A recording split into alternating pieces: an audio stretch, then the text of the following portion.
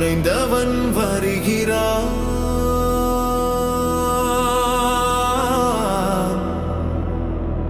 வர்மத்தின் வாரிசு இதோ எழுகிறான். அவன் பார்வையில் அக்னி, அவன் கைகளில் இடி.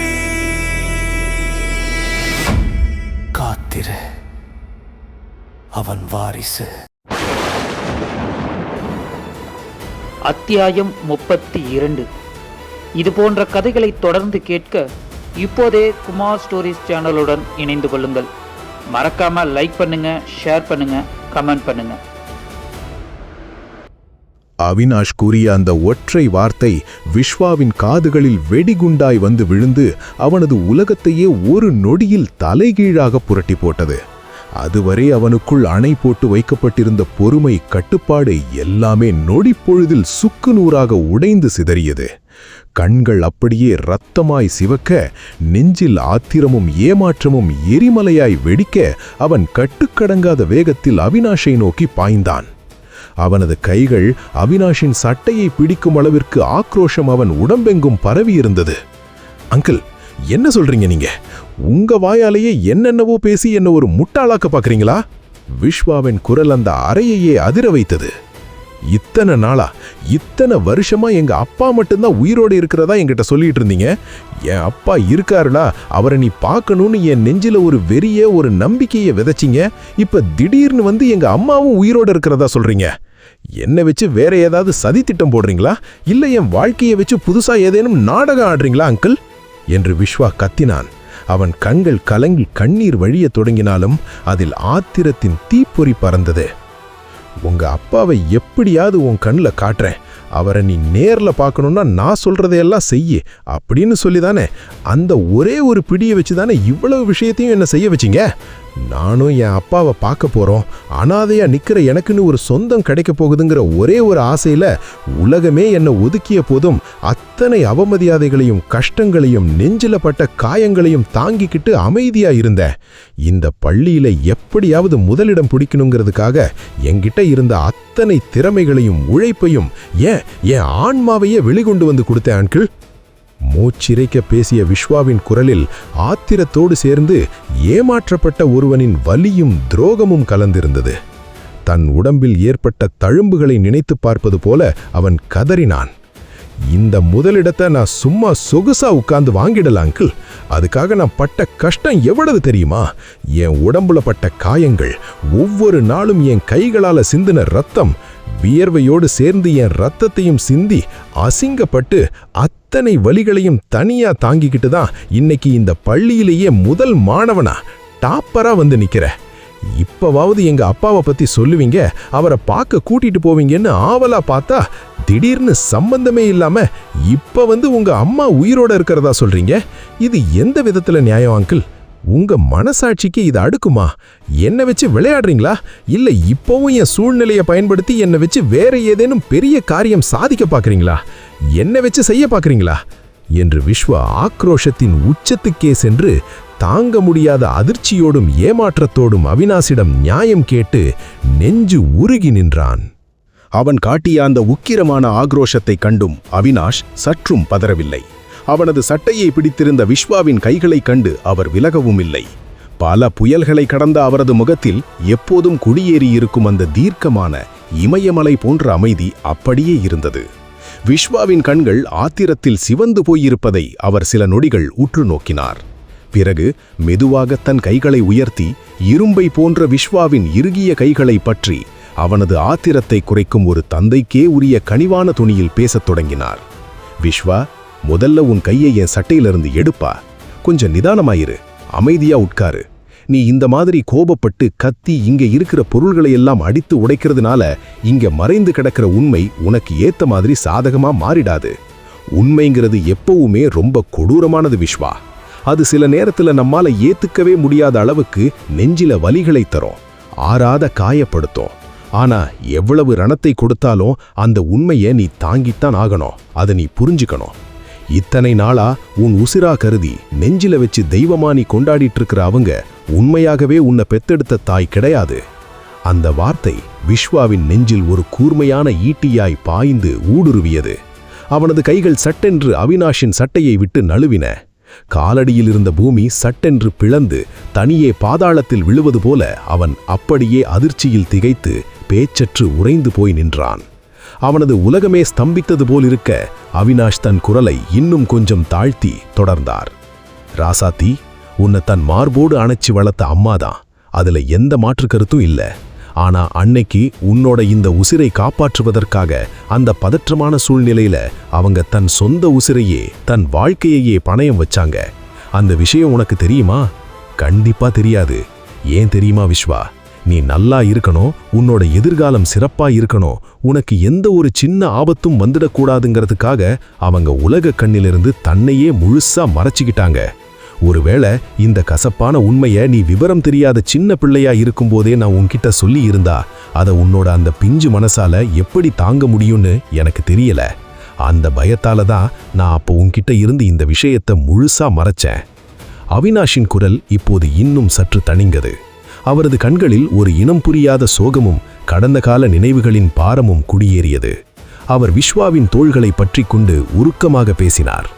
அதற்காக ராசாத்தி உன்னை பெக்கலைங்கிறதுக்காக அவங்கள நான் தரம் தாழ்த்தியோ குறைத்தோ பேச மாட்டேன். அவங்க உன்னை வயிற்றுல சுமந்து பெத்தாங்களோ இல்லையோ, ஆனா தன் வாழ்நாளின் இறுதி மூச்சு வரை உனக்காகவே வாழ்ந்து உன்னை ஒரு சிங்கக்குட்டியா வளர்த்தவங்க அவங்கதான். தன் கணவன் இறந்த போதிலும், உலகமே அவங்களை ஏசி பேசிய போதிலும், ஆதரவில்லாமல் தவித்த உனக்காக தன் ஒட்டுமொத்த வாழ்க்கையையும் இளமையையும் அர்ப்பணிச்சு உன்னை தன் சொந்த மகனா வளர்க்க அவங்க தைரியமா முன் வந்தாங்க. தன் புருஷன் இறந்துட்டான், இது எங்கோ முகம் தெரியாத இடத்திலிருந்து கண்டெடுத்த அனாதை பிள்ளை அப்படின்னு சொல்லி வீதியில தூக்கி போட்டுட்டு அவங்க சுயநலமா வாழப்போகல. அந்த ஒரு விஷயத்துக்காகவே இன்னைக்கும் நான் ராசாத்திய என் மனசார பாராட்டுறேன். ஒரு தாயா அவங்களை என் தலை வணங்கி மதிக்கிறேன் என்றார் அவினாஷ். இருந்தாலும் விஸ்வா, கசப்பான உண்மை என்னன்னா, உன்னை பெத்தெடுத்த உன்னுடைய உண்மையான அம்மா இன்னமும் இந்த உலகத்துல சொல்ல முடியாத அளவுக்கு பெரும் நரக வேதனையை அனுபவிச்சுக்கிட்டு கஷ்டப்பட்டு தான் இருக்காங்க. அவங்கள அந்த கொடுமையான நரகத்திலிருந்து மீட்டி எடுக்கணும்னா, அவங்கள அங்கிருந்து காப்பாத்தணும்னா, இந்த உலகத்துல இப்போதைக்கு உயிரோட இருக்கிற ஒரே இரத்த பாசம், ஒரே ஒரு வாரிசு, அது நீ மட்டும்தான் விஸ்வா. நீ ஒருத்தனால மட்டும்தான் அவங்கள மீட்க முடியும். அவினாஷின் குரலில் இருந்த நடுக்கம் விஸ்வாவை இன்னும் உலுக்கியது. அவர் தொடர்ந்து கூறினார், உங்க அப்பாவும் உயிரோட தான் இருக்காரு, இல்லைன்னு நான் சொல்லல. ஆனா அவரை இப்ப இருக்கிற சூழ்நிலையில இந்த உலகத்துல எந்த மூலையில இருக்காருன்னு தேடி கண்டுபிடிப்பது அவ்வளவு எளிதான காரியம் இல்ல. அது ஒரு எட்டாத கனி.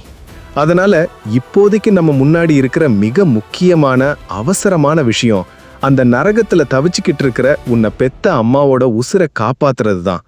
அதுதான் எனக்கு இப்ப எல்லாத்தையும் விட முதன்மையான காரியமா படுது என்றார் அவினாஷ் அழுத்தமான குரலில்.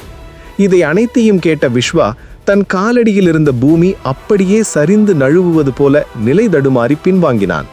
அவனது கால்கள் பலமிழந்து நடுங்கின. இத்தனை வருடங்களாக தன் நெஞ்சில் சுமந்து வந்த அடையாளங்கள் அனைத்தும் பொய் என்று தெரிந்த கணத்தில் அவனது கண்கள் தாரை தாரையாக கலங்கி சுடுதண்ணீராய் கண்ணீர் அவனது கன்னங்களில் வழிந்தோடியது. நெஞ்சை அடைத்த துக்கம் அவனை கதற வைத்தது. அங்கிள், அப்படின்னா என்ன அங்கிள் அர்த்தம்? நீங்க சொல்றத வச்சு பார்த்தா என்னோட பெத்த அம்மாவே என்னை வேண்டாமன்னு ரோட்டோரம் தூக்கி போட்டுட்டு போயிட்டாங்களா? அப்படி என்ன அங்கிள் நான் பாவம் செஞ்சேன்?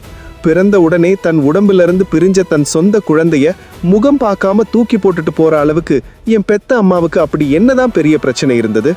பெத்த மனசு எப்படி அங்கிள் அப்படி துணிஞ்சது? விஸ்வாவின் குரல் அழுகையினாலும் ஏமாற்றத்தினாலும் கரகரத்து போனது. அவன் அவினாஷின் கைகளை பிடித்து கொண்டு பித்து பிடித்தவன் போல் மீண்டும் கேட்டான், அம்மா தான் அப்படி செஞ்சாங்கன்னா என் அப்பா ஏன் எங்களை தவிக்க விட்டுட்டு அனாதையா விட்டுட்டு போனாரு? என் வாழ்க்கையில திரைமறைவில் என்னதான் நடக்குது அங்கிள்? எனக்கு ஒண்ணுமே புரியல. என் தலை வெடிச்சிரும் போல இருக்கு.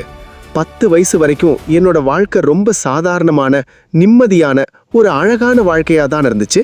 அதுக்கப்புறம் ஏன் என் விதி இப்படி தலைகீழா திசை மாறுச்சு? என்னை ஏன் எல்லாரும் ஒரு பகடைக்காய் மாதிரி உருட்டுறீங்க? என்னோட உண்மையான குடும்பம் தான் எது?